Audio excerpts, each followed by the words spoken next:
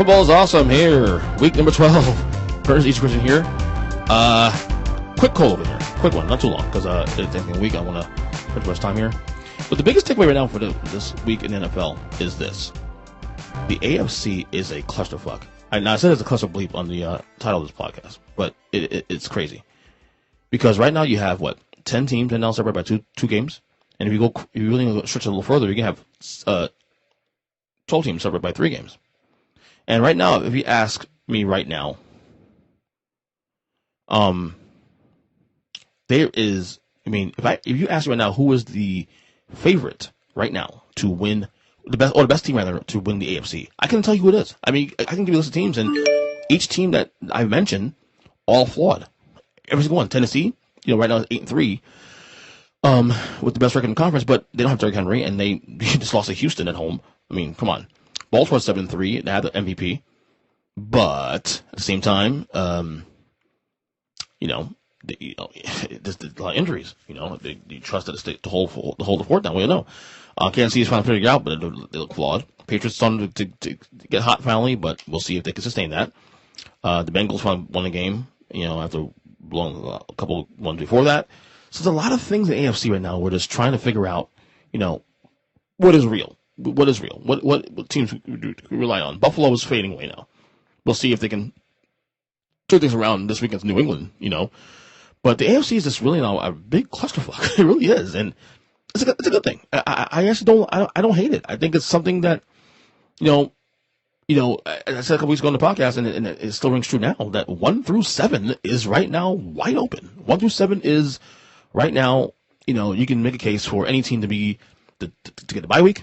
And any of those teams can lock in between 2 and 4, the division winners, and then of course the wild cards. You still have Cleveland that can still figure things out. They're struggling to figure things out. Cincinnati, like I said, you have a lot of teams in that ilk that can, still in the picture that can make things interesting. It's a cluster bleep, man. It really, really, really is. The Colts are hot now. Raiders fading away, Broncos fading away, Dolphins are playing a little better, but they're a little far back. Chargers and Bengals. The Steelers. Like I said, it's a lot. The AFC is just wide open, man, and I think this is the story of the year going forward. Is who gets pinned where? Which team goes which slot they go to? Like I said, I don't see this conference deciding anything until week 17. Honestly, the way things are going. So, like I said, the AFC cluster bleep continues, and I don't see ending until the end of the season. Honestly.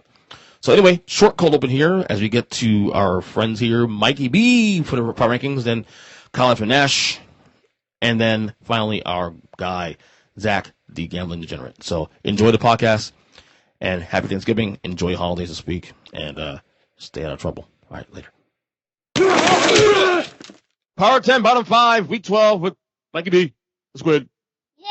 More weirdness. 3 weeks in a row. 3 weeks in a row. Weirdness in the NFL. Yeah. I like it though. I like it. I told you. Vegas wanted us to say thanks to everybody who bet on the guarantees this week, and we appreciate your money. If you took Tennessee in your survivor pool this week, wah wah wah. Yeah, pretty much. God, if you took Cleveland in your survivor pool, I hope you sweat a lot. Jeez, that was a sweat.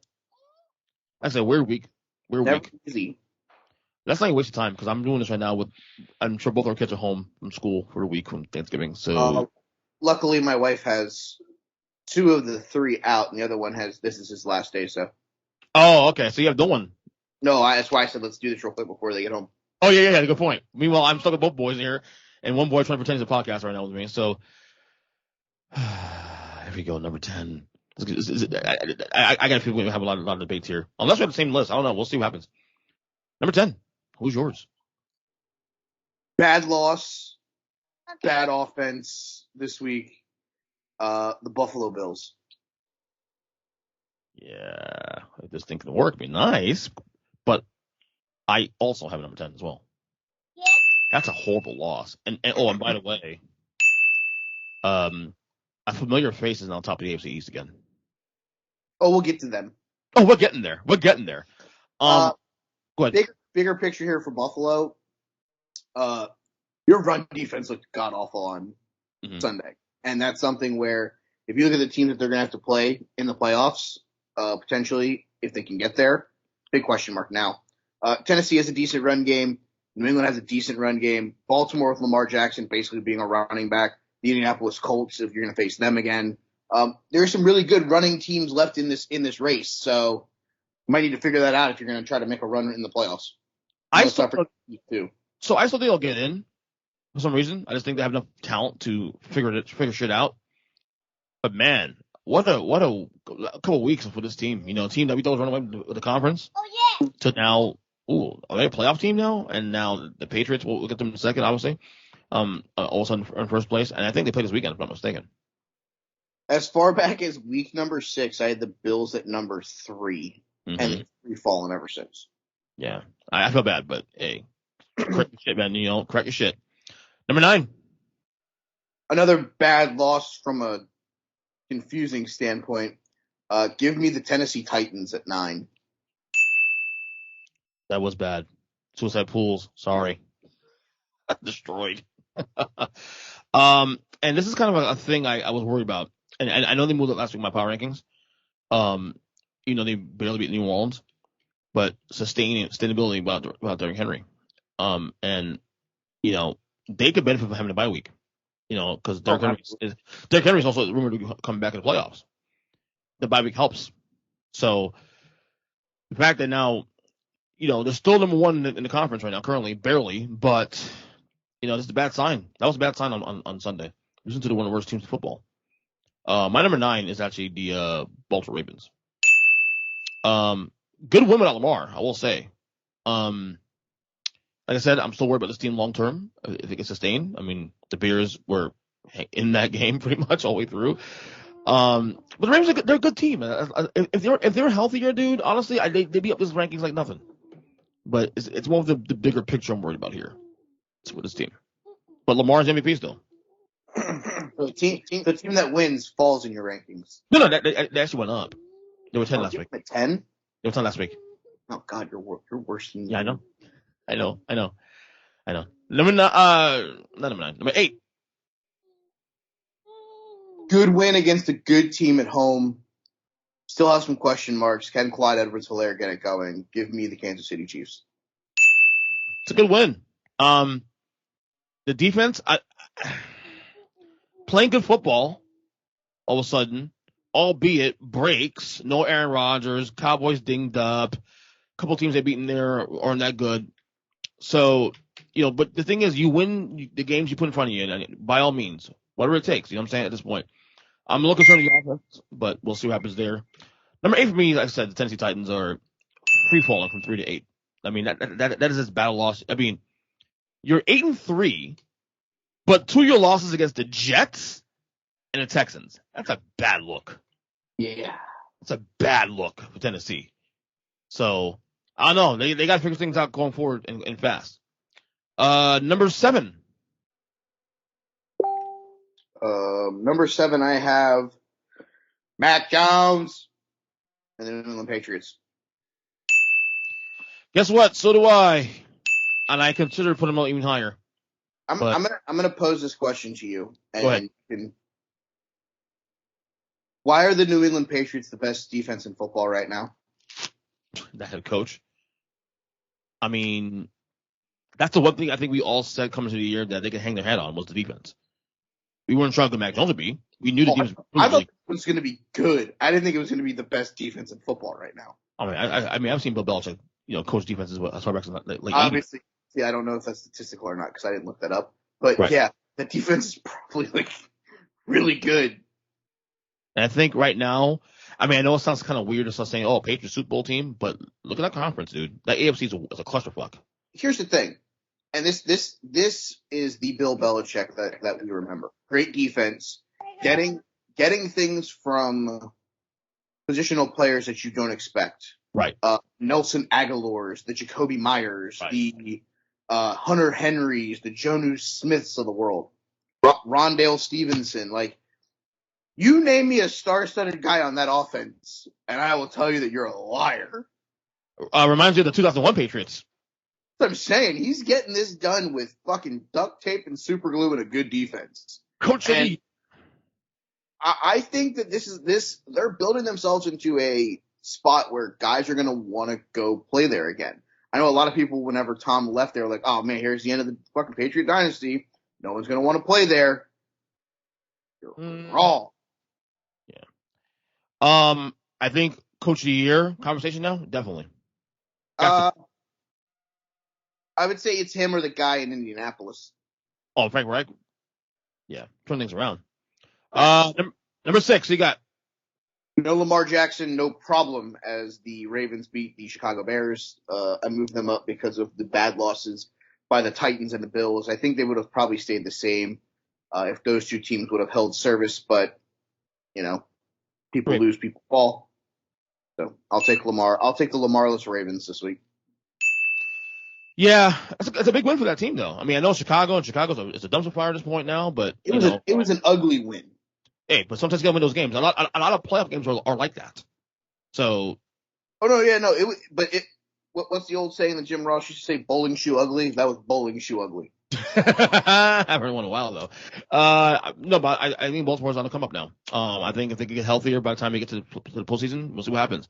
I mean, Lamar is dangerous though, definitely. I mean, they didn't play this weekend. Number 6 for me, I had to ding them a little bit. Dallas Cowboys.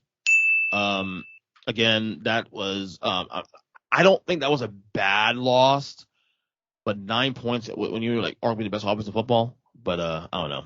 How about them Cowboys? Yeah! It's not a bad loss, but I thought I see a little more. Even though CeeDee Lamb got hurt and all that, I get all that, but still, you gotta figure 9 points. I mean, come on. Yeah, I have them at 5, so I'll just keep talking about them. Okay, cool.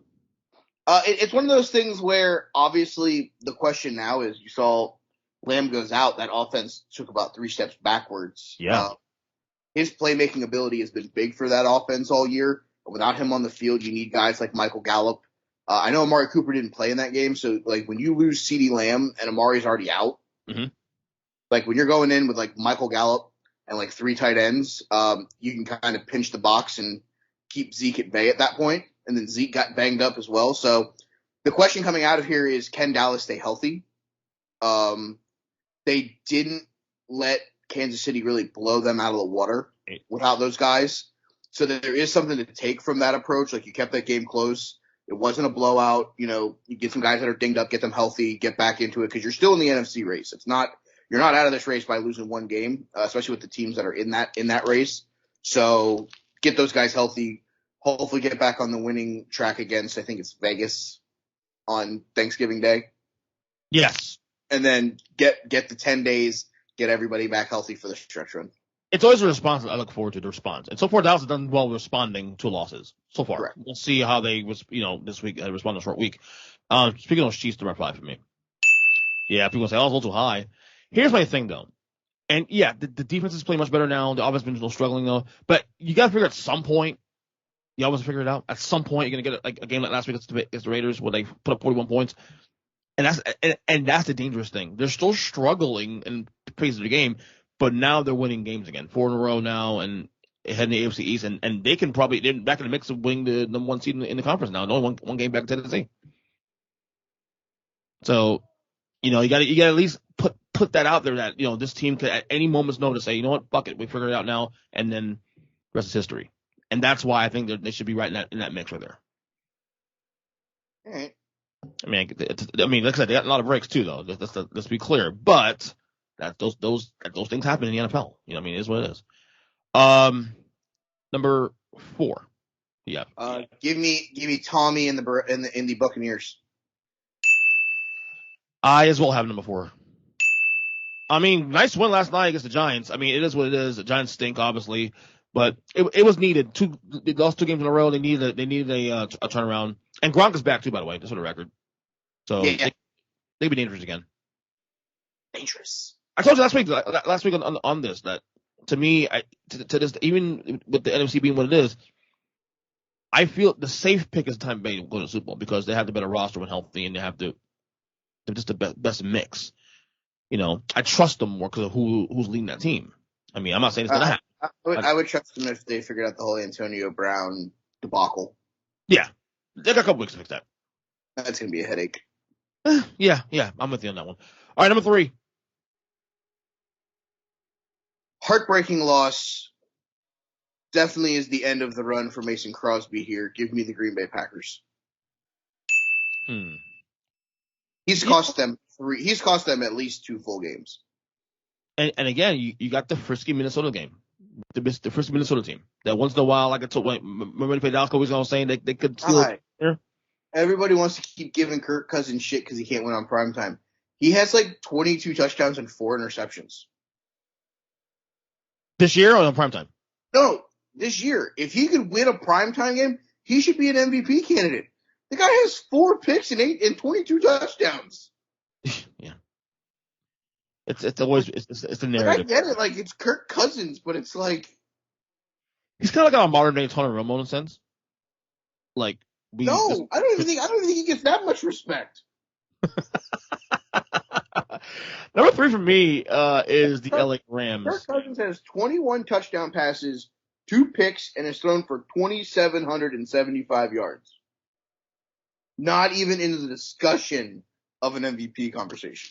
Because his name is Kirk Cousins, that's why. You like that? That's my point. He's throwing touchdowns. I like Kirk Cousins better than most. I'll say right now. But people, it's just the narrative. It's dumb. I get it. It's dumb. 3 for me is the LA Rams, I just said. Bye week, of course. They need it badly. Again, it's 3A, 3B. The only reason I have the Rams and the Bucks is because they both played and Rams did beat the Bucks. Other than that, I mean, it's really a 3A, 3B, honestly. All right, who's number 2 work for this week? I'll take the LA Rams. Okay. Bye week, of course, and they need it. They move up because of the Packers loss. Yeah. Speaking of Packers, they're number 2 for me. Wasn't a horrible loss to Minnesota. I mean, it's a divisional game. Minnesota's capable of beating them once in a while, you know. That's why I didn't think them that much. Mason Crosby missing an extra point and then missing a field goal, they lose by 3. That's a win. That's a win right there for them if they mix all that stuff. Yeah. So, and I'm not going to think the Packers too much here either. So, number 1, of course, I think you have the same thing here. The Arizona Cardinals. That is right. Me too. No problem this week. And go ahead. Weird how Arizona's been very moody without Kyler Murray. The first week they got by with a win. Mm-hmm. Last week they got the doors absolutely blown off of them by Carolina. Mm-hmm. This week they look, I'm not going to say just as good as they probably would with Kyler, but Colt did a great job leading that team this week. Yeah. They get the much needed bye week this week to get Kyler and DeAndre Hopkins healthy, get a couple guys back on the defense. So breath of fresh air for Arizona this week. Absolutely. And you get that bye week. You have the best record in football in the process going into that bye week. You know. Oh, by the way, Hopkins has been gone for a couple weeks also on top of that too. Yeah, they haven't had Kyler or Hopkins the last 3 weeks. Right. Yeah, so, you know, I mean, look, it was a pretty good.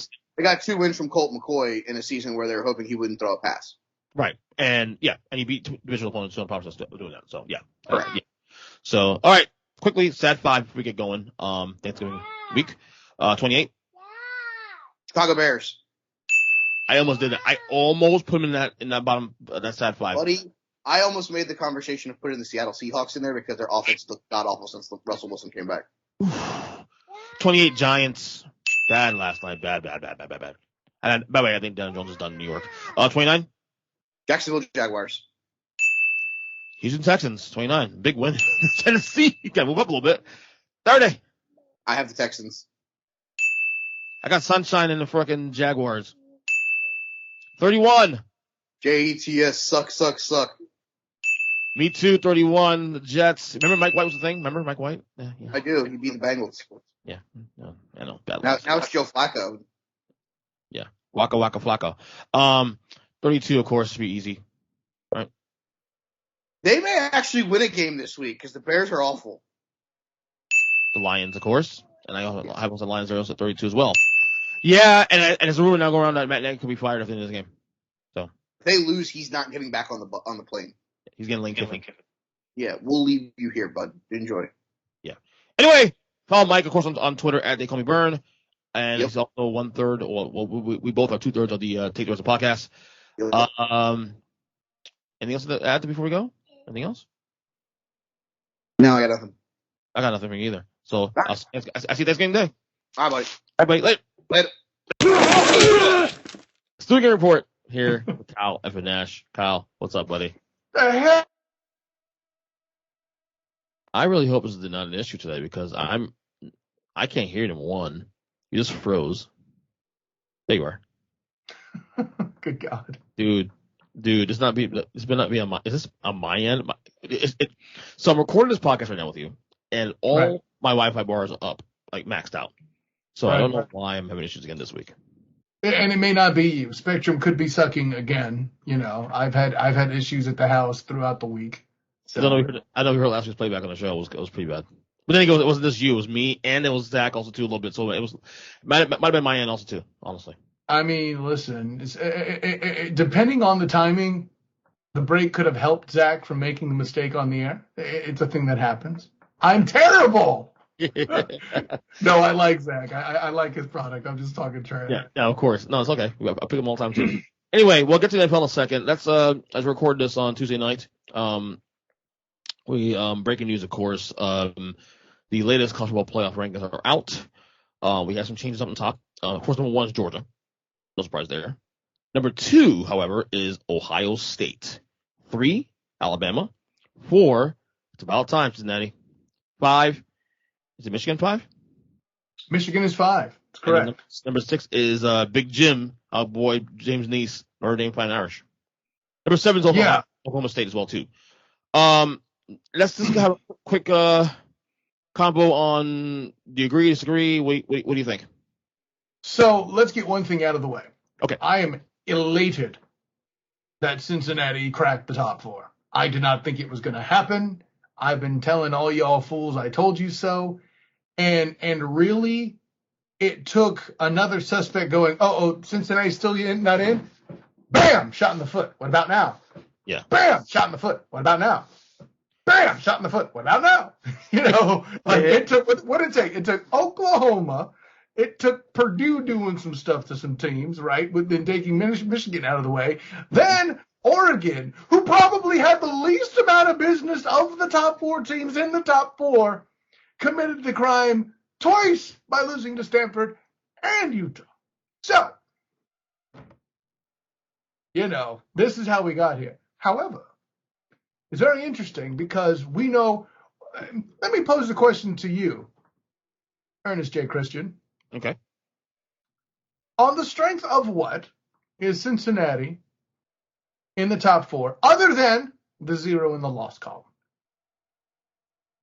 Obviously, Notre Dame is still the big win. Obviously, Notre Dame. Now, my question to you, Ernest J. Christian. Yes. Is what business does Notre Dame have in that spot? Well, I will say they've been playing much better ever since that Cincinnati lost. Playing much better. I guess the Wisconsin win way back when was a big deal. I guess. I mean, Wisconsin. I'm trying to create a case as like I'm like a lawyer here, of course. I'm not saying you don't need to be a lawyer. I don't mean to cut you off, sir, but you don't need to be a lawyer. You just need to be the committee that rules overall with an iron fist, kind of like M. Bison in the Street Fighter movie. I picked that one in particular because they say a lot of things that sound good, but are actually quite incompetent in what they do. You like that drop? I like that. I'm also shouting back to a clip I used in the 1-0 show. I'll send it to you after the show, my UCF show from last year, and talking about the College Football Playoff Committee in Cincinnati this time last year. But enough about, shout outs and side notes. Here's the thing. So Oklahoma is where they are on the strength of wins over Purdue and Wisconsin. That's Oklahoma. Right. I said it, Purdue. Deal with it. You said Oklahoma, right? No, I said Notre Dame. You said Oklahoma. I meant, okay, well, I said Notre Dame because Oklahoma getting wins they don't belong. Hey, you can see how my mind went there. Anyways. Okay. Wisconsin's wins, hold on, they've beaten Purdue, and no, they lost to Penn State. Who is EM? Is that Eastern Michigan? I don't know. Who is EMU, EJ? I don't feel like looking it up. Oh, they beat Army. That's solid. Oh, wait, I know. They're artificially blowing up for beating Iowa. The school that the head of the committee goes to. Oh, wow. 6 degrees. It ain't 6 degrees, it's bullcrap. Wisconsin has no business being in the top 25, let alone 14th. And the whole reason Notre Dame is where they are at 6 is because of this team. Again, so let's be I clear. don't mean to shoot Cincinnati in the foot, but the facts of the case are these. So let's be clear. The top four is where it's fine where it's at, right? Let's be clear. Because there are other maturations that need to take place, such as Michigan and Ohio State, those still have to happen. Conference championships, most importantly, still have to happen. But let's say Baylor wins, Oklahoma State wins the Big 12. Right. With one loss and only one loss. You're going to try to tell me that they're going to keep Oklahoma State out? I do think there's a case that Oklahoma State might crack that 4, depending on. Sir, will. You think Cincinnati gets screwed? Absolutely. So you think this However, is okay? Here's the conspiracy theory on why it would be good business to not do that. All right, you ready? Right. And I floated this last year, so this isn't unoriginal. This has happened. Kyle, you're just coming up with excuses to poop on the committee. Maybe, but at least I came up with this one last year. Okay. Good point. The best thing for them to do is to let Cincinnati in now, right? Because when they let Cincinnati in, there's no way they're going to do it above 4. Hell, let's say they deserved that. They wouldn't do that, okay? Where they're going to play who? The Bulldogs of Georgia. Now, if I'm putting a spread on that game, you're the degenerate in the room. Check my math. 20 points is the spread, right? For Georgia, Cincinnati. At least 20 points. Okay. So you're telling me that the floor will be wiped with the Chick-fil-A Bearcats, as I like to call them, because of how much their C looks like I should be getting a chicken sandwich rather than a college football logo. Right. Okay. When that happens, let me ask this question, EJ Christian. When Notre Dame went to the first of the round of the playoff twice, what happened in both instances? They got mollywopped. Crushed. What did people say when they got crushed? They shouldn't have been there in the first place. And what are they going to say when Cincinnati gets crushed? They should have been in the first place. My question then becomes, how many years will that set back the G5 participating in the CFP? Probably in a couple more years, except we might be getting the field of 12 now sooner than later. I'll give you the short answer. Till expansion. So, right. Exactly. No, I'm with you. I totally agree with you. So, the college football playoff, who says brilliant things, or the chair of the committee says brilliant things like, let's set aside the watching of the games. God, what a moron! Like, even if you do believe that, which they do, how bad a PR is it to say that ish out loud, Julius? I think it's this, though. If you're not going to consider Cincinnati, and I think you, because obviously you want them in there, and so do I. But if you're a committee, you don't want Cincinnati involved in this whole thing, then why do you bother ranking them on this top 10? Just be biased and say, fuck, we don't want you in there. Put them number 12 and call it a day. Honestly, it's just shit. I mean, why waste my fucking time? Why waste our fucking time? That's why. Well, waste our time because we get clicks, but I mean, UTSA, Houston. By that same token, why are they in here? No, that's a fair question. Why do we play the damn games if you're not gonna watch the damn things, right? Why bother playing? Why make it count? Like, what's the point? Like, even the whole thing, with Michigan State. Like, Michigan's probably better than Michigan State, but they did play, and Michigan State did win the game, and that should count for something in the first and foremost.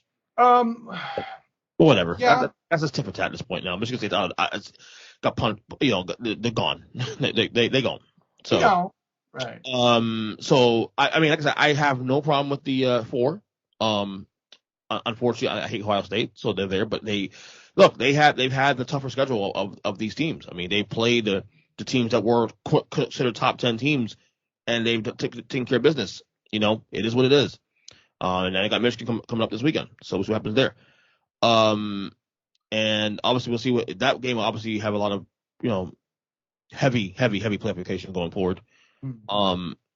Since they got to do their job the next 2 weeks, just do their job, keep winning, and keep winning big, and hopefully that would be enough for them to stay in the 4. I don't think you're going to see that though. Like the excuses are already built in, Earnest Christian. Like for one, again, if Alabama plays close, assuming they win the Iron Bowl here, if Alabama plays close with Georgia, I don't care which one of them wins. If the score is within a touchdown, they're both in the playoffs. Oh, no, Alabama's gone with a loss. I'll see it first. If Ohio State alum and ESPN analyst, college football analyst Joey Gallo had his way, Ohio State would be number one right now. It's funny you mentioned that. If Ohio State and Michigan, if Michigan wins the Big Ten championship, and that is close, do you really think they're going to keep both schools out of the playoff? They'll keep one out, depending on the situation. I'll tell you, you need to feel lucky Ohio State faltered against Oregon, because if they hadn't, I'd have a compelling case. Oh, no doubt about that. Yeah, if Ohio State's unbeaten and then Michigan came in, it'd be the same situation with Alabama. If they're unbeaten and they lose to Georgia in a game, they'll probably still get in. Yeah. Same thing applies. It is what it is. And at the end of the day, Oklahoma 10 is still crap. I just want the record to show that as well. Continue. Right. Well, we'll check in on. I'll bring us up next week on the next report next week when we're facing conference championship weekend, of course. And y'all had to. By the way, warn Big Jim in advance. He had to run his mouth about me talking about the intro on the show last week and not being there to do it. All right. I did it for you. It's okay. I know. By the way, I was going to say thank you for that. Appreciate that. But now he's going to get a little bit more. I'm going to have something for that ass, as the children say. I think next week's television is going to be a must watch, must listen. I'll tell you that right now. Yeah. Anyway, let's get to the NFL quick. Let's touch on this first before we get to the AFC and then the wild card contenders going forward in the NFC. Really, the New York Giants got embarrassed last night in Tampa Bay. They're now 3-7. They fired Jason Garrett. I was the coordinator. I did a podcast today, saying that hey, the Giants. I'm one for stability and you stay in the course, this and that. But at some point, if you're not seeing improvement, you got to cut bait and clean house again. And I'm there again. I'm at that point. I'm not saying Joe Judge has to be the guy to be hooked as well too. But Dave Gettleman got to go. Jason Garrett already's gone. I don't know. I think this team. You look at this last 10 years. Okay, 1 playoff appearance since the last Super Bowl. Okay, 2 winning seasons, 1 playoff appearance. I mean, the New York Giants. I mean, that's just weird. If you say so. And no, honestly, the reason why I say that isn't the vibe with the Giants. How many times over the years, you like to keep saying, it's been 8 years, Kyle.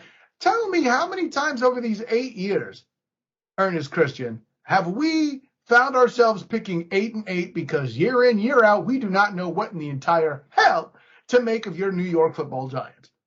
How many times has that happened? Every year, and then they falter. And the irony of it all is, sir, I'm going to say it's half of those times that we said 8-8, ironically. Right. So. No, it is. It really is. Well, like I said, they cut loose Jason Garrett today. I mean, again, here's a troubling stat that we saw yesterday on the game. The New York Giants last year were last in the league in red zone points. This year, second to last. And a league where offense is pretty easy to score. I mean, in a league where offense is you got to be able to fucking score some points, dude. I'll put it this way. In the NFC least, you should be able to score points. Unless you're playing the Skins. And we did a podcast. We did this early in the year about Daniel Jones, and he's not the problem. He may not be the problem, but I think at this point now he's not the solution.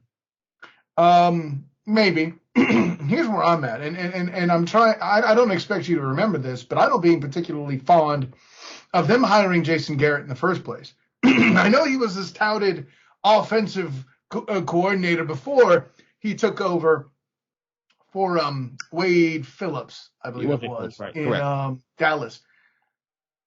And why is he so highly touted? He's here in Dallas, the same place where all the letdowns keep happening. And that means they're not scoring when it counts most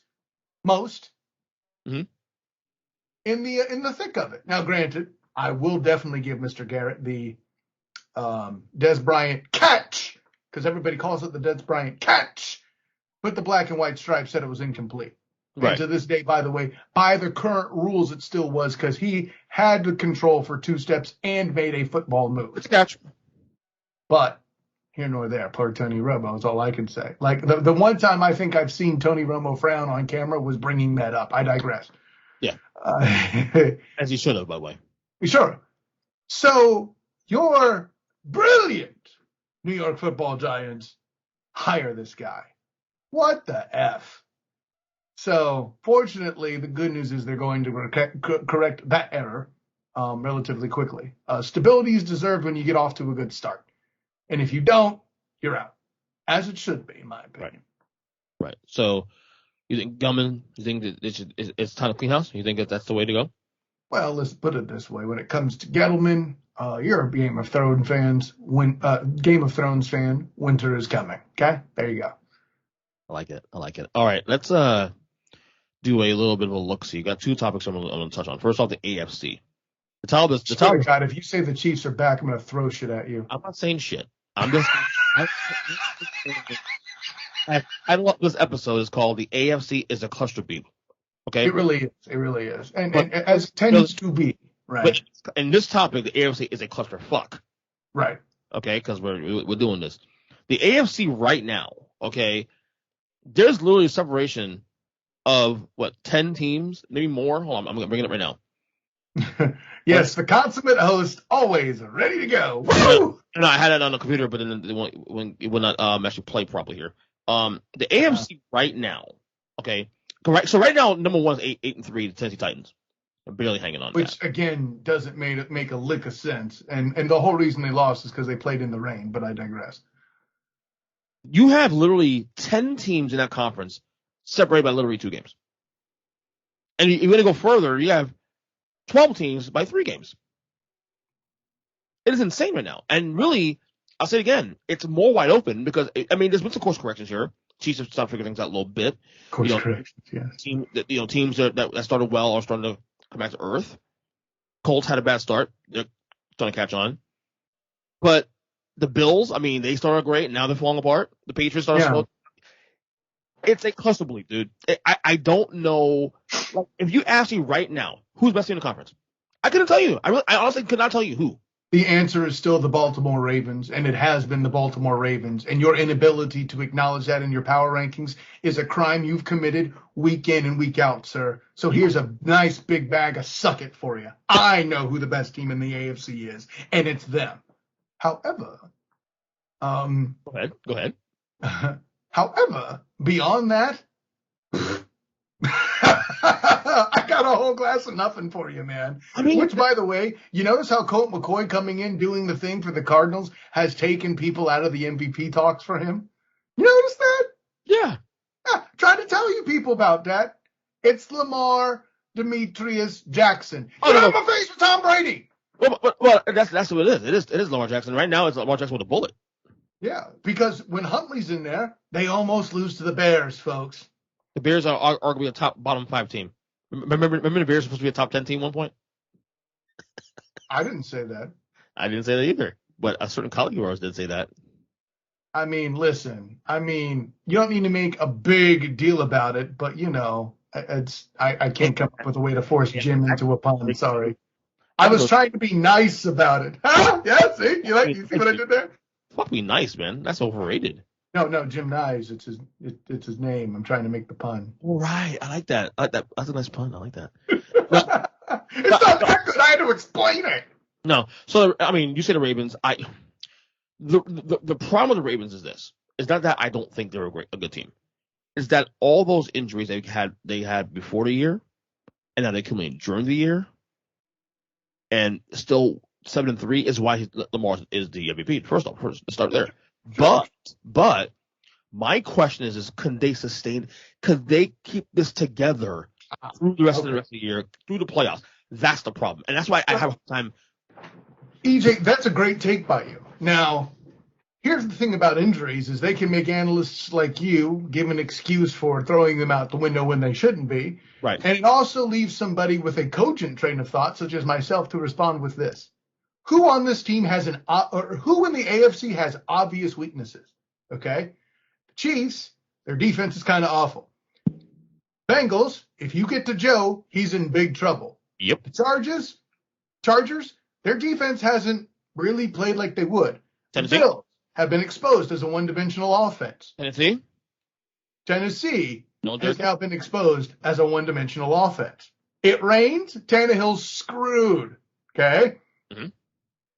The Ravens, oddly enough, their biggest problem when you look for a weakness from them is injuries. End of quote. Maybe you would say receivers. Okay, well, they drafted for that. MFR got hurt. We don't know if that would have solved it. If the answer to why you aren't the best is injuries, and that's the only big reason, in and of that fact, you are the best team in the conference. No, that's a great take because, again, you can't necessarily place it a weakness because, again, we don't know if that would have been the case had he been healthy in the first place. It's a great take. I'm just concerned going forward if they can sustain this. Yeah, but, and that's very fair. I mean, that take is way better than your sorry ass top 10 this week. Good God. Was it that bad? It was awful, dude. This is one of your worst ones. I'm not playing with you. Oh, okay. So let's go through that real quick then. Okay. I'm sorry, man. I'm not trying to be mean. I'm just it's okay. I'm gonna go for punishment. I'm gonna read through my top 10, and then you tell me the problem. Where's the problem? Okay. So right now, 10-1: Bills, Ravens, Titans, Patriots, Cowboys, Chiefs, Bucks, Rams, Packers, and Cardinals. Okay. The Packers are 2 after losing to the Vikings. You're already effed. Too high? Way too high. Okay, then one last. Punish the Titans the way you did in a divisional matchup where it rained. They're down their top running back, and Tannehill has a career bad day. Other teams within other weeks in your power conference have skated for stuff. Losses to the Jets completely eradicated. Question: who should be number 2 then? If not Green Bay. Okay, so who you have at 3 again? Remind me. The Rams. Okay, I don't know whether you put the Bucks at 2. The Bucks are at 4 now. Okay, you're wrong, but I'm saying the Bucks should be at 2. The Rams is tough for me to make of because for a team that has such an alleged stout front, they're getting pushed around an awful lot. So let me hedge a little bit. I'm not really going to hedge here, but I said this on the power ranking section with Mikey B earlier. Yeah. Rams Bucks 3 and 4 is literally 3A 3B. The only reason the Rams headed the Bucks right now is because they beat them. Okay. Head to head is going to matter in this situation. Again, we're back to the same thing where the Bucks' limitation has been injuries in the secondary, not so much play and personnel. The Rams have been pushed around. Right. The Bucks were 7 last week, also too. Don't forget that. So they went up. That was ridiculous too, but that's okay. Oh, but they lost 2 in a row, though. Don't forget that. Yeah, that's fine. Just saying. What else you had a problem with on this list? I like the way you punished the Titans. I will give you that much credit. Okay. I like the Bills at 10. I'll definitely be fair about that. I considered taking them out, but You did. It's hard to do that yet. It really is. Yeah. You kept the Chiefs out somehow. No, I didn't. Number 5. Oh, you're an idiot. Keep the Chiefs out. That's another one. For the one game behind for the best record in the conference. Who cares? Beating who? Doing what precisely? To this day, their best win is over a team who I still said fraudulent, despite your declaration for Super Bowl contender, and whose biggest moment is still a moral victory in Week 1 against the Super Bowl champions at full strength. I will say, though, that win against the Patriots looked good today. Sorry, what? They beat the Patriots, though. Looks good today now. The Pats win? When they beat the Pats in Foxborough about a month and a half ago? Who are you talking about? The Cowboys. The Cowboys beat? Or, excuse me. I said Patriots. I meant the Bucks. I beg your pardon. Okay, no problem. Stupid Tom Brady and the stupid team. The Cowboys were the team that had the moral victory against the Bucks in Week 1. Right. You're saying. And I'm saying the Cowboys, I was saying that at least the Cowboys have a win against a legit team in the Patriots, if we believe the Patriots are legitimate. Yeah, but that's a game they could have just as easily lost against a rookie quarterback. Fair point. Anything else on this list? The Ravens too low? Yeah. Ravens are definitely too low. You know without me telling you, baby. Yeah. The Ravens need to be in the top 5, period. They damn sure should be in the Chiefs spot at the very least. Why? Why are they on this list? And the Bengals don't even crack the top 10. Really? I think my thing with the Chiefs right now is this. I think, okay, so because I already said about who they played in this winning streak. Okay. I totally get that. But at some point, and we've seen it in the streak too, when they beat the Raiders last week, at some point, you got to think they're going to figure it out, the offense. And this ain't the week. EJ, 2 statistical anomalies occurred in that game. 1, the Chiefs' defense played well. What? And 2, Dak threw an interception in the red zone. That is not a common occurrence. And that interception in particular represented a 2-touchdown turnaround in a game that was 19-9. Granted, they didn't win. They escaped. Right. Granted, a shit schedule, easy schedule, obviously, but the defenses play better. I'm not saying they're going to be this good going forward out, at the end of the year, but they have improved from where they were week 5, week 6 to right now. They've improved. Okay, great. And at some point, kids learn how to wipe their own butts. What about it? I think if you're a Chiefs team that has Pat Mahomes as quarterback, you're allowed a certain amount of leash to say, okay, let's see what happens. So far, they passed that test. Pretty as it has been, they passed that test right now so far. They're 7-4. Look, again, the test they've passed is what? Beating a Browns team that we called overrated from moment one, and a Cowboys team whose greatest achievement is a moral victory. I'm sorry, you're wrong here, partner. They were 3-4. We were sitting there saying this team is in fucking trouble. Now they're a game behind the fucking top best record in the conference. All I'm saying. This is a team that struggled to beat the Packers without Devontae Adams. Agreed. And Aaron Rodgers.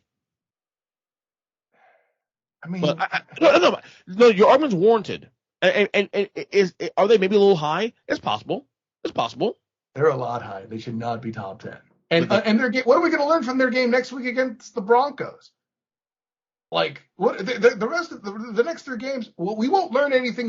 The potential for you to actually knock them out of the top 10 will not come until they play the Chargers. And then if they beat the Chargers, you'll be like, well, it's the Chargers, and you're going to keep them in the top 10. I see your pattern. Well, here's the problem, though. When we had a conversation about the Chiefs being DEFCON with a 1 or whatever the hell the fuck it was, if 1 being the highest, or 5. Yeah. 1. We were saying that schedule's unforgiving. We were saying at that time, Raiders, Chargers were tough games ahead. And now, and they still EJ, don't get it twisted. They still have them because the AFC West is the AFC West. Those are rougher games, right? What I'm saying is the tougher games on the schedule still are there, right? They do still have the Bengals, the Steelers. If they get TJ Watt back, might be difficult, and the Chargers, right? So it's not to say that the rest of the schedule doesn't have its difficulties. If your argument is that the Chiefs are doing it with what we thought was a tougher schedule at one point in time, and let's be honest, as the schedule's surfacing, there is some stuff here we see, like the Eagles are better than we thought. Mm-hmm. Look at them in a second. Yeah, the Bills are trending lower now, but at the time we're still figuring it out. That was a game that they lost. Okay, Washington. Yeah, they beat the Titans. That's what I'm looking for. And even though it was without Devontae Adams, they still did have Aaron Charlie Rodgers. It's not that they haven't beaten anybody good, but there's a lot of pretenders and or limited teams on their schedule. I can't do it. Well, let me say this real quick. And I said this last week, and I feel even better about my position today now. That AFC West, they're going to sweep the AFC West. Okay? They're going to beat the Raiders again. They're going to beat the Chargers next time they play. Okay? And the Broncos, come on. Let's get real. You think they're going to go to L.A. and beat the Chargers? You think that's hands down? Yeah, like playing L.A. is like a home field advantage that they have there. No. Because they've already lost to the Chargers at Arrowhead. But I don't trust the Chargers right now. I don't trust them. Case in point, Sunday's game. They won the game, but you let Big Ben score almost 40 points in that game? So, well, listen, we've talked about the Chargers defense not being all that great, but Justin Herbert can accommodate that. It's kind of like something Patrick Mahomes II has done, right? Okay. Why is it worse when he does it than when Patrick Mahomes II does it? I think I was softening on the Chargers is my point here. Okay. So, we'll see how it goes. I mean, it's going to be a fascinating next 6 weeks or whatever how long it is. All right. Last thing before you go. NFC Wild Card contenders. Like, we know, and we've been saying this for a while now, we know the division winners at this point. We know what's going to happen. We know Packers, Cowboys, Bucks, and then that Rams, Cardinals, whatever happens at the end. The other one get a wild card. By the way, how about the Cardinals winning games without Kyler Murray, man. Colt McCoy. Who knew, dude? I would have lost good money on that. I hope you degenerate survived that. Holy snap. How about the Cardinals being 9-2 best record in football? Okay, you have your best player not play for 3 weeks. Okay, then you're on a bye week now. On top of that, correct. The best time of year you have a bye week. Yeah. Yeah. It's amazing. But to me, the real interesting thing of the NFC really is the wild card picture. Like I said, it's getting a little crunchier now. Crunchy, I like that. That's better than frisky. Right, it is frisky. For weeks we're saying the Saints. No, it's crunchy, goddamn. For weeks we were saying the Saints might be that 6th seed, the lock 6th seed. And I saying, no, I didn't say that. I said, keep an eye on things because I'm not sure I trust this quarterback situation. I trust Sean Payton, but Trevor Siemian's your quarterback, so there you go. Yeah, no, in fairness, that was before that happened, right? All of a sudden, they've lost a couple games now, and you have right now a 1, 2, 3, 4, 5. You can really make a case for 7 teams right now in the mix for those last 2 spots in the NFC. Let's just stick with the 6-5, or no, what is that? 1, 2, 3, 4, 5 win teams that are there before we start going nuts. Okay, I don't think Heineke and the fraud cons are going to sneak in, Chief. No, I agree. I agree with that. Vikings, Saints, Niners, Eagles, Panthers. Of these, how huge, by the way, is that Vikings win? If that interception stands, the Vikings are a 4-win team. Yeah. That's huge here. That's very true. Of this bunch here, which 2 teams do you feel most confidence in right now to close the deal and get those 2 spots? Hell. Is none of them in hands? I have 2 teams right now. The teams I would pick are, this is going to sound odd,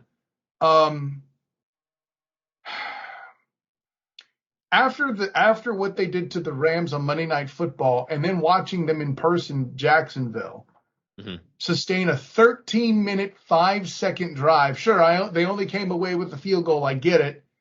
But a 13-minute and 5-second drive, a 13-effing-minute, 5-second drive. But Kyle, they only got a field goal. Hey, you know what? At some point, the defense is going to be so damn tired. You'll get that touchdown later, folks. And by the way, that's exactly what happened. Okay? The Jags had 4 plays in the first quarter, for Christ's sake. So obviously, San Fran's won. What I'm starting to see from Jalen Hurts, that is reminiscent of Lamar Demetrius Jackson and some of these runs that he executed to secure the win this past week. Yeah. I'm starting to believe a little bit. Listen, you and I both know I like Cam. I don't expect him to have enough to get them to the playoffs. And I'm going to need a lot more beer before I believe in Heineke and company. And the Saints, Trevor Siemian, and he's not the answer, you know. No, right. That's established now. And Taysom Hill wasn't the answer either. We knew that because if he was the answer, he would have beaten out Jameis. Well, I agree with one of the teams, definitely. 100% with you. The Eagles, definitely. I've been feeling about the Eagles. You're never going to agree with the 49ers because you're a damn hater. No. That's what I'm saying. Other team without looking at the schedule, the other team was the Vikings. The other team. However, the Niners are the weirdo team of that bunch. I really believe that can make things, interesting, if you want me. What was the reason I took the Niners out of contention in the first place back when we were talking about the Saints looking like a lock? It's because I didn't believe in that they could execute what they had to. Right. But you expect me to believe in Kirk Cousins to do that. I just can't do it. Right? Because if you're going to look at the Vikings schedule, what you're going to want to look at is how many primetime games he has remaining. Of course. That's the number one thing. So right now, let's look at – we've given the Eagles here. Let's look at the Vikings schedule. Let's look at the Niners schedule. Okay? Vikings now. Go figure. I can tell you off the top of my head the Niners are going to be more difficult. Well, first off, the next game is against the Niners. Oh, I didn't know they played each other this year. Holy snap. They play on the 28th. Holy snap. So if they keep Kirk Cousins off the field. Right. So right away, we're going to know some stuff. It's in San Francisco. Okay. Then Detroit. Sorry, Irvine, whatever. Irvine, yeah. Then Detroit. Then the Steelers. Then the Bears. Twice. Just twice. The Rams, Ooh. the Packers.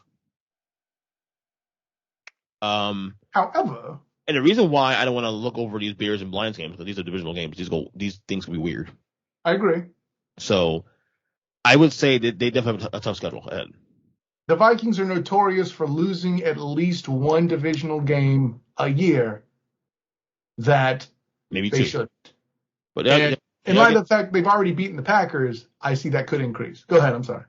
No, but they are getting healthier though, so that's going to help their case a little bit. Fair. The Niners, real quick. Their schedule, of course, you said the Vikings is next. Oh God, this sucks. Seahawks. Yep. Which I think they might have mailed it in at this point. Who knows? Bengals. Yep. Falcons. Titans. The Titans and right. Texans and Rams to close out the year. The Rams game is important because the Rams game, the Rams might be having closed up. They might be locked in that 5 seed or that 1 seed, depending on how things go. Yeah. So I would say, looking at it at a glance, the Niners have an easier schedule.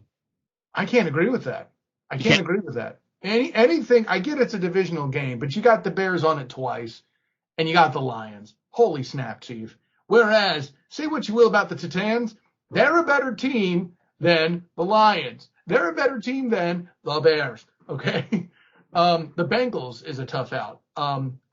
You could make a strong argument. Oh, no, you can't. They both play the Rams. Oh, snap. I was about to say, you could make the argument that the Vikings may have a tougher single game remaining, but I don't think you can safely say the Vikings schedule is head and shoulders easier. I can't sign off on that. And you don't know what to expect from the Steelers.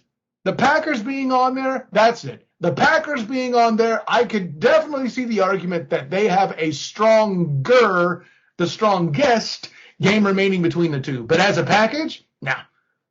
I definitely think the Niners have a tougher road. Okay. Well, like I said, it's going to be a fascinating that game's going to be humongous. I mean, the road for these two teams, this game, huge deal. It's just huge deal. Huge. Same thing with the Saints and the Eagles this past weekend. It wasn't the marquee game, but it had a lot. Yeah. And now look where we are now. I mean, wow, yeah, and I think you cited it as a frisky game, yes. To give you credit. So, that there are occasions where Ernest Julius does get it correct. This was definitely one. Yeah. That game, if the Saints don't make it, we can point to that game as the reason, ladies and gentlemen. Because forget on top of their records, I should say. I'm not the member of the College Football Playoff Committee. I don't say forget the games. Over and above the record already, that's a conference game. That's tiebreaker territory for those teams. Yep, absolutely. So it's going to be a fascinating Thanksgiving weekend, week number 12 in the NFL. I cannot wait. Kyle, plug away. You know what fascinates me? You beautiful bastard. Love to Ernest Julius Christian. By the way, they heat this one. Good job. So what are you supposed to say? Not good job. Bitch. Thank you. God, it's about time. Jesus. It's your team. How are you fucking this up? Hell yeah. Of course. I'm Kyle Nash, the student of the game. You can find me on Twitter at the SOTG. Find me on Instagram as the same, the SOTG. Find me on Facebook as the student of the game. Check out my work with the Black and Gold Banneret covering UCF men's and women's basketball. Check out my work with wrapping up the UCF football season this year at the 3-point conversion. Going to have some bowl games too. As EJ might say, for that ass. Coming up in December and January as well. And then also my work with A7BN Sports and the 3-point conversion covering the Jacksonville Jaguars. And then lastly, the Hilarity by Default YouTube channel where we talk about, with our series Required Viewing, where we talk about movies and what movies you should watch and whether or why not you should watch them with my good friend Demosthenes Euclid. Just for you there, EJ. Here you go. Demosthenes, I love it. Listen, EJ, I don't know if you caught the vacation episode yet, but for Thanksgiving, we have Thank You for Smoking coming out this week. A very underappreciated but completely badass movie. Kyle definitely says. I saw that one time. I don't remember it, though. I think I saw it once years ago. And, this is a movie, when we start a Patreon, this is going to be behind the paywall. I'm going to break down that movie end to end. There is so much wonderful-ish in that movie, and it's just not appreciated enough. Regardless of how you feel about smoking, it is a good movie, full stop, period. And then after that, of course, we'll start seeing you saw the original Vacation movie. Well, for Christmas, what's more Christmas than not only National Lampoon's Christmas Vacation, but Eyes Wide Shut. Hey, if Die Hard's a Christmas movie, so is that, bitch. Anyways. Are you serious? Did I stutter? Give yourself another bell for that delivery. That is great. Oh, my God. That is amazing. Holy shit. Even EJ says check it out, so go over to the Hilarity by Default YouTube page and check that out as well. So that should do it for me all the way around. EJ Christian, the special pre-holiday edition. Yes. Of the damn Football is Awesome podcast. How do you not have a football show over Thanksgiving? Isn't that kind of the damn point? Anybody like what? Anyway. I guess I just kind of called out Big Jim by accident. Well, he does clear room for me to do my other stuff. So maybe it's me because at the same time my kids are home from school, so I have to jam up my daytime stuff because normally I do your assignment and Zach's assignment on the daytime. That's true. Yeah, no, I get it. But listen, by day or by night, football is awesome. Had a good time all the way around, my friend. Thank you for checking in. Thank you for letting me check in. And until next time, everybody, class dismiss.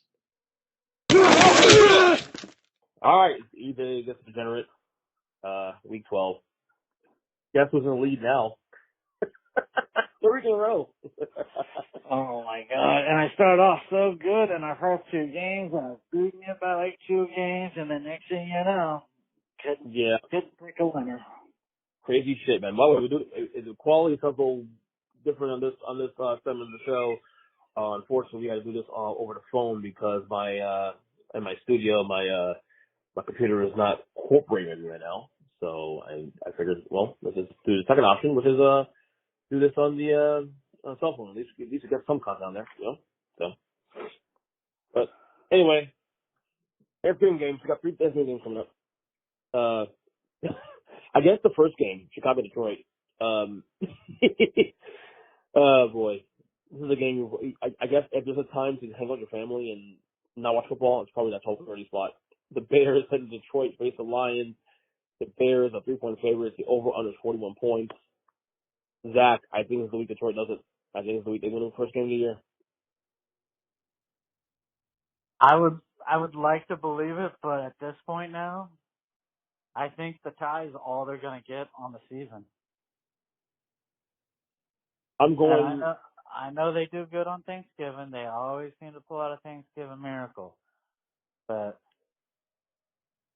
the new backup quarterback, how he even has a job in the NFL is unreal. So yeah, but I don't care. I would take a wide receiver for the Bears outplaying this kid. Do you think it's Chicago? Yeah. Wow. Oh, yes. So I'm thinking Detroit win this game outright, and I think Matt Nagy gets fired the next day on Black Friday. I think Matt Nagy can win the game and still get fired on Friday. That's brutal.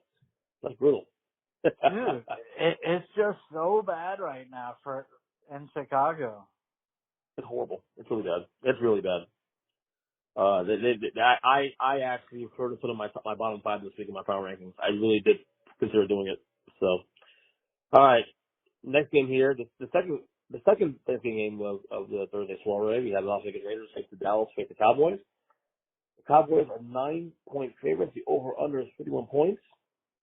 Raiders are falling apart. Cowboys, tough loss with the Chiefs. I guess the theme here for me for the Cowboys is seeing, can they continue to bounce back of tough losses?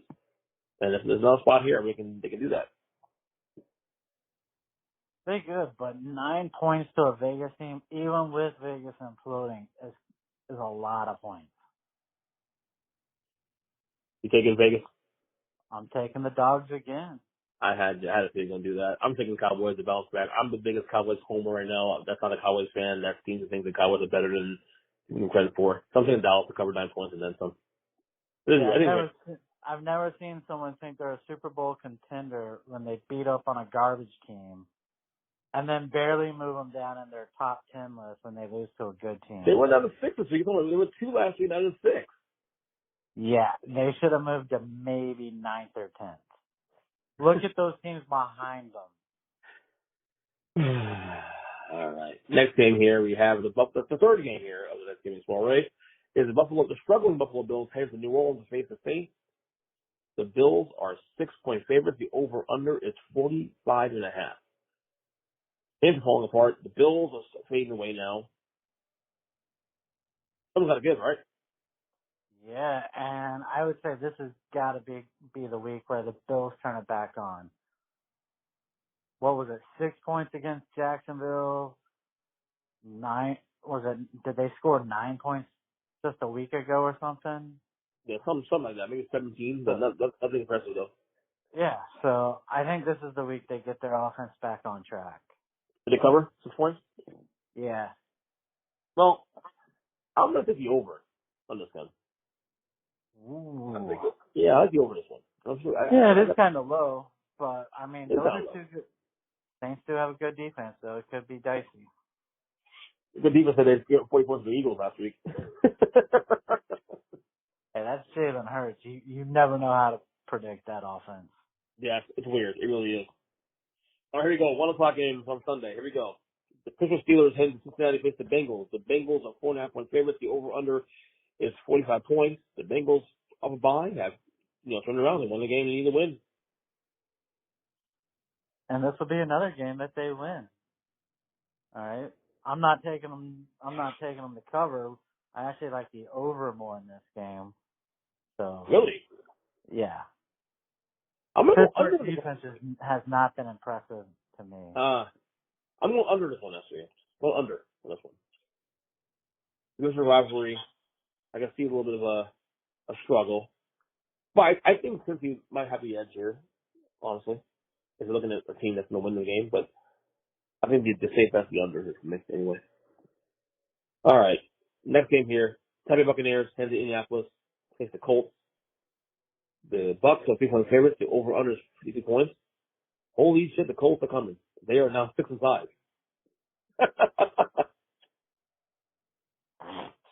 Hey, I think at this point with playing time, it's guaranteed Philly another first-round draft pick.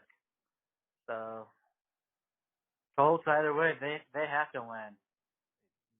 Yeah, and they're red hot and at home, and Tampa struggles on the road. So I mean, it's going to be a collision course for right here. This is true. I'm going to hit the over in this game though. I as well. Okay, 52 points. There you go. All right. Next game here, the Carolina Panthers heading to Miami face the Dolphins. The Panthers are 2-point favorites. The over-under is 41.5. The Dolphins won 3 in a row, man. Well, and you have to put it more on their defense. I think they have like the second or third best defense in the last month. So they're winning the way that they won last year.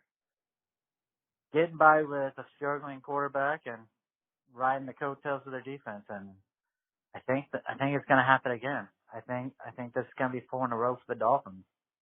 Yeah, I'm trying to get that vibe myself too. Tua's playing better as well, but I'm going to do the over on this one too. I like the over here. It is a very low under.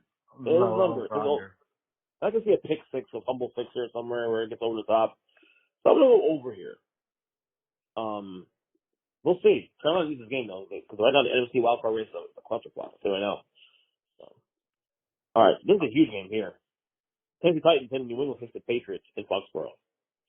The Patriots right now are 6.5-point favorites. The over/under is 44. Titans bad loss to Houston. Bad loss. Look, Ryan Fitzpatrick and that offense is really predictable right now. It's A.J. Brown or bust. They do not have. You mean Tannehill? You say Fitzpatrick? Yeah. Oh, sorry. It's all right. Yeah, Ryan Tannehill. It's okay. And look, there's rumors about Derrick Henry that could be available for the playoffs. So the Titans are technically the number 1 seed in the AFC. So they can use the bye week. Would you risk your franchise's offense with bringing him back in January? I mean, I don't know. I don't know. I mean, what happens if he compounds the injury again, coming back too early? Well, that's a fair point too, though. But at the same time, I mean, if there's any chance of this team to win the Super Bowl, go to the Super Bowl, this is the year to do it. The AFC is wide open, man. I don't even know if he was back healthy, would they be a Super Bowl contender? I really don't think so. But the problem is, everyone else in the AFC has not shown to be consistent either. And that's the thing. There's no clear-cut favorite in the AFC. That's been the theme of this podcast all day, is that the AFC is a clusterfuck. I can't deny that. Right. I'm taking Tennessee the points here, actually. So was I. 7 points. 7 points, yeah. Yeah, it seems like a bit. I'm not saying they'll win the game. I'm just saying that, you know, this is a situation where I can see Tennessee bouncing back and playing well. Maybe they'll lose the game still, though, but, you know. I'm going to take the points here on Tennessee. All right, next game here, we have the Philadelphia Eagles heading to New York to face the Giants. The Eagles right now, red hot, 3-point favorites. The over-under is 46 points. That's what the Giants real quick. They probably didn't dare today. By the way, I took offense what you said on social media. You said that I championed his You did! You championed it before he even got signed. Bro, you were all on board with this. I didn't champion his hire. I just said I think him as a coordinator I can buy. Not as a head coach. And you were happy with the hire. I wasn't mad about it. I wasn't like, oh my God, it's a terrible hire. Oh, but, I mean, stop. Now you're backtracking. You are backtracking on how you felt about him coming to New York. You're the worst, Zach. Oh my God. I told you he was bad, and I told you picking a special teams coach from New England was a dumb choice. And that's proving to be a dumb decision too. Yeah, this team is bad. I did a podcast today, and basically said that it's time, dude. I'm one that typically likes to big on stability and waiting as long as you can before you make a move. But this team has not gotten any better under Gelman, under Joe Judge is. I mean, I don't know why year 2 and nothing's there either. It's time to blow it up. I think the only thing I can blow up. Yeah, because you've seen no improvement anywhere on that team. Not on defense, not on offense, nothing. As a quarterback. And this was a guy who you also championed. Yes, you were. Who, Daniel Jones? No, the Joe Judge. No, I didn't mean that move. I didn't say he's a Patriots guy. That's all I said. You were happy to get him. I mean, you really indulged in the things I said, dude. You really Dude, when you defend the hires, you're championing. You see how I blast it. I blast my coaches all the time for being hired. I was looking for his championing it, but I mean, God, they're bad. They've been really bad. I'm off of Daniel Jones' train again too. So the whole thing blowing up. I think it's time. I said in the podcast too. I think it's time for the Giants to become more creative. The ownership, especially Tish and Mara, they're very conservative when it comes to hires and whatnot. They need to shake things up. They need to get some new blood there. No more the fucking Pat Shermers or the Ben McAdoo's or all this fucking retreads. Enough of them retreads. Find some new blood, some creativity, some coaches that are creative as shit, and get some guys that outside of, get more progressive, in other words. That will never happen when your owners are in their 80s. Well, then you know what? You'll keep fucking losing, okay? It's been 10 years since the last Super Bowl, okay? You made one goddamn playoff appearance, okay? Which was that year you weren't even that good, in my opinion, okay? 2 winning seasons. Come on. Exactly. And they want to keep that same mentality. Conservative.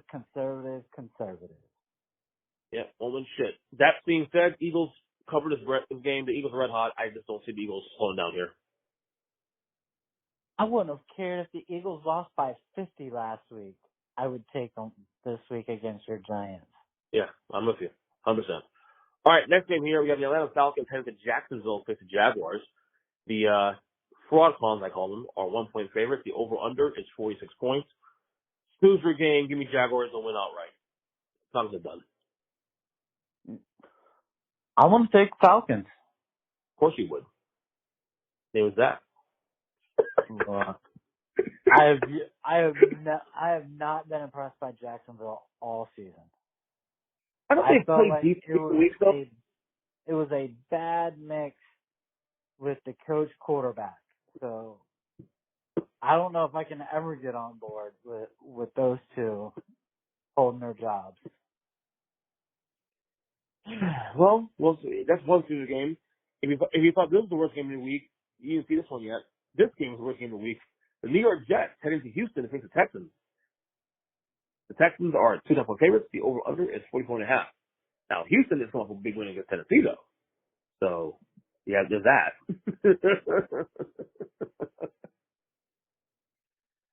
Give me under this game. No one's going to score shit. Give me Houston just to win. I mean, that is how bad the Jets are. No, I can definitely see that. What I find so intriguing about this game is this was before Deshaun Watson's whole troubles came to light. Mm-hmm. This was the coach that basically caused the issue, right? Mm-hmm. He wanted Salon for some reason that blows my mind because he's looked like straight garbage and ineptitude as far as a head coach in his first season with the Jets. But this was the guy that all the commotion started with. And so then they started looking for another black head coach. And they settled on, a 60-year-old that had never been given a chance. And Deshaun Watson was like, yeah, I'm out of here. So I think Tyrod Taylor makes a point, and they win this game. Yeah. All right, next one here. LA Chargers heading to Denver to face the Broncos. The Chargers are 3-point favorites. The over-under is 47 points. Chargers almost lose the game against Pittsburgh on Sunday night. I don't trust them one bit anymore. I want to believe in them. I'm sorry. I just still have so much hope. They've let me down all season, but it's Denver, and I feel like Denver's defense, after their one miraculous game against the Cowboys, I don't see them putting another game together like that. So I actually like the over in the game. Ooh. I'm a little opposite. I think under this game, actually. I think Denver's defense is going to rise a little bit here. Now, I think the Broncos still going to lose the game.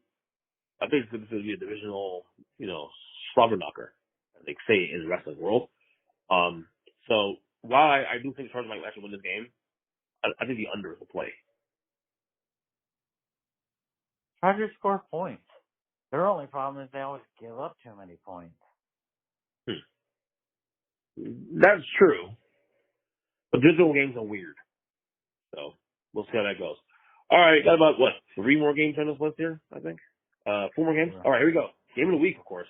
LA Rams send the Green Bay to face the Packers. There's actually a pick'em. Some places have Packers -1, but it's a pick'em on Nevada. Over is 48 points. This is easy for me. I'm thinking the over this game. I see a lot of scoring here. I see a lot of scoring, but I'm going to go with the Rams. Ooh, after hearing about another offensive lineman going down for the season for Green Bay, I figure the line's got to be in shambles. They should be able to get a little pressure on Aaron Rodgers and his bad toe. You have that, and you have Aaron Donald the same week. Ooh, that's a bad combination, man. This is going to be the one I'm rooting to see Aaron Rodgers get the snot beat out of him. Of course you want to see the snot beat out of him. Of course you do. And that can happen, I think, honestly. I mean, the Rams off bye week, or off 2 in a row, off bye week, I'm sure they're seething to get on the field. So, but yeah, I like the over here, though, regardless. The over is the play for me here. Okay, 3 more games here. You have the Minnesota Vikings head to San Francisco to face the Niners. This is a huge game, actually, if you think about it, for wild card implications. Both teams are pound 5. The Niners are 3-point favorites. The over-under is 48.5. I had Kyle on the show earlier in the last segment, and I told him the two teams that have the most faith in right now at week 12 to get those two wildcard spots are the Vikings and the Eagles. But the Niners are that weird old third team that I think that can make things interesting too as well. So this game is huge.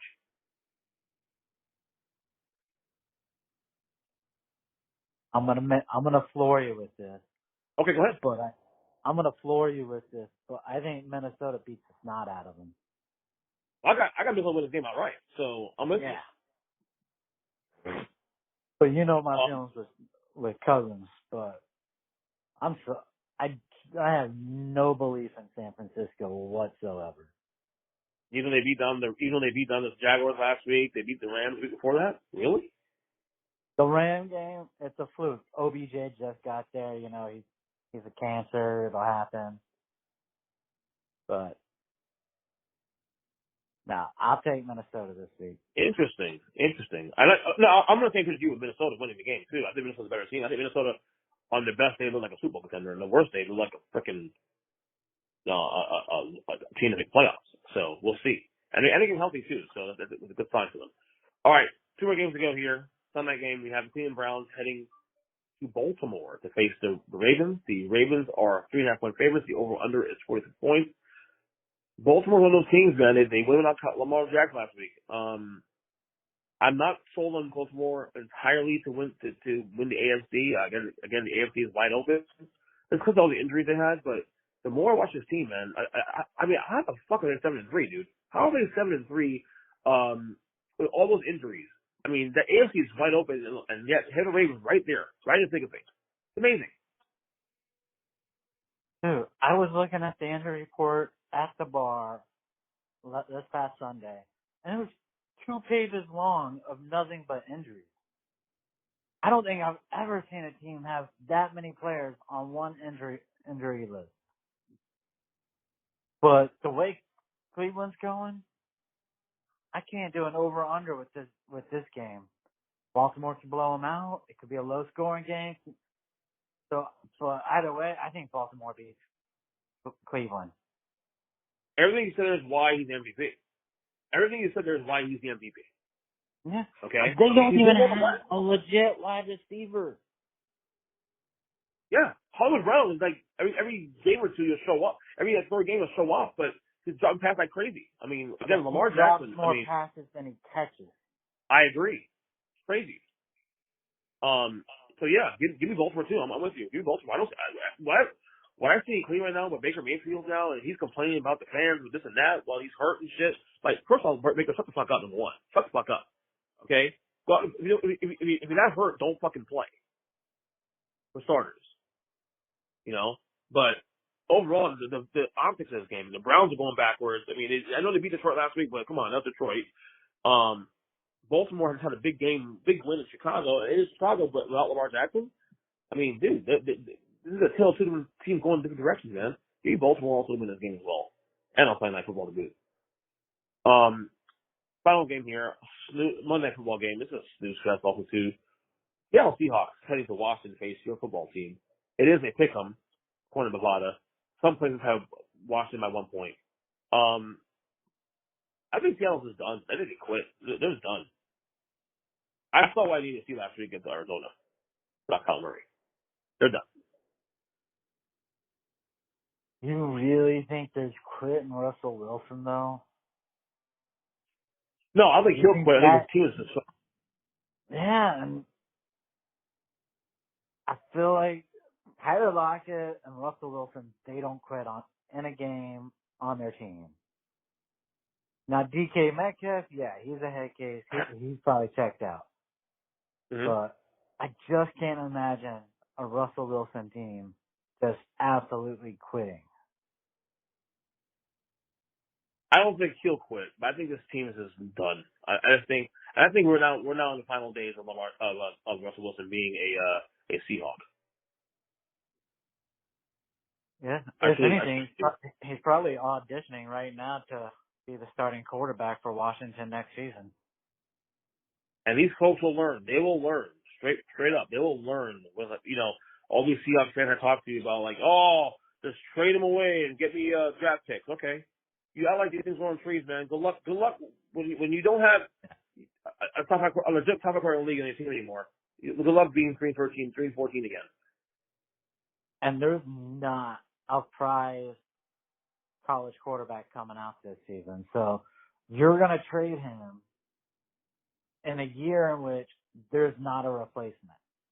Yeah. Unless the replacement's going to be Daniel Jones. Because he ain't going to be playing in New York next season. You know Daniel Jones isn't coming back. So. Well, I mean, unless Gelman stays another fucking year. Gelman's dumbass is the coach still. You know? I don't even see it then. I think Gettleman. I see Gettleman doing the same thing the Bears do. You know, which is he'll try and save his skin by releasing the quarterback he first drafted, and try and draft a new quarterback and hope that saves his ass in one season. Jeez, thanks for the good news, buddy. I appreciate that. All right, quickly before we get going, FSU minute.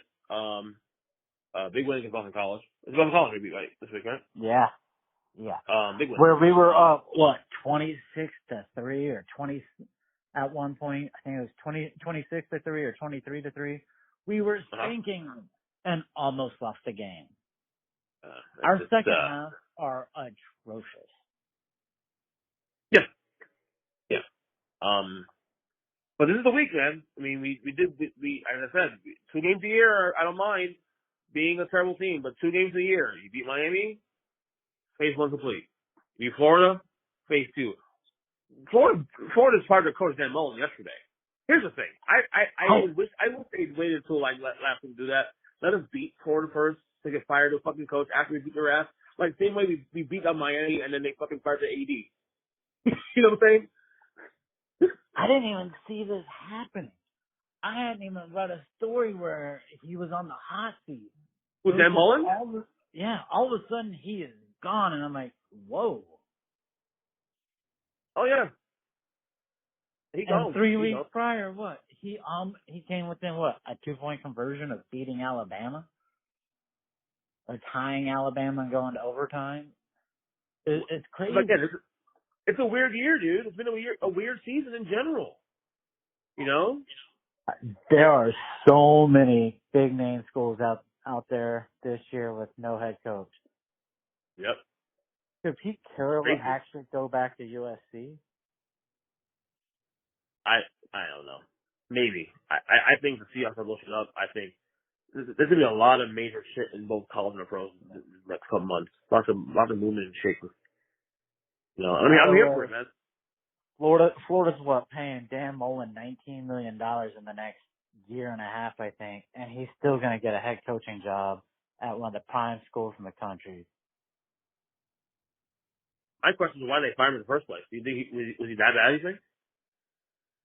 No, he went to what? The SEC championship game 2 years ago or 2 or 3 years ago. He's been great up until this year. So it's probably a panicking move, I guess. I mean, Florida has standards too, though. I mean, I hate the school obviously, but they have standards too. Yeah. Your standards ended when Urban Meyer left. Okay. When Urban Meyer left, your standards left. Granted, he also knew how to recruit convicts, so. That's true. Anyway, Zach, enjoy Thanksgiving.